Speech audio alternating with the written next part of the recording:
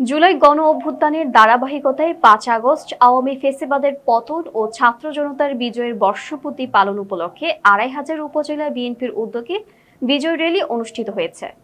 Senior staff reporter Liton বিশ্বাস জানান,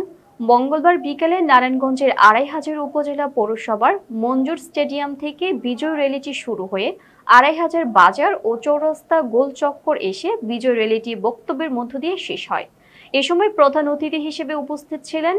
বাংলাদেশ জাতীয়তাবাদী দল বিএনপি নির্বাহী কমিটির ঢাকা বিভাগের সহ সাংগঠনিক সম্পাদক নজরুল ইসলাম আজাদ, উপজেলা বিএনপির সভাপতি ইউসুফ আলী ভূঁইয়া, জেলা বিএনপির সাবেক সহসভাপতি লুৎফর রহমান আব্দু, উপজেলা বিএনপির সিনিয়র সহসভাপতি মতিউর রহমান মতিন, জেলা ছাত্রদলের সাবেক সহ সাধারণ সম্পাদক আনিসুর রহমান, উপজেলা বিএনপির সাবেক সাধারণ সম্পাদক হাবিবুর রহমান হাবু, সরকারি সফর আলী কলেজের সাবেক ভিপি কবির হোসেন ২৫০০, পৌরসভা বিএনপির সভাপতি মোহাম্মদুল্লাহ লিটন ২৫০০, উপজেলা যুবদলের যুগ্ম আহ্বায়ক সাদেকুর রহমান সাদেক সহ ২৫০০ বিএনপি অঙ্গ ও সহযোগী সংগঠনের নেতাকর্মীরা উপস্থিত ছিলেন।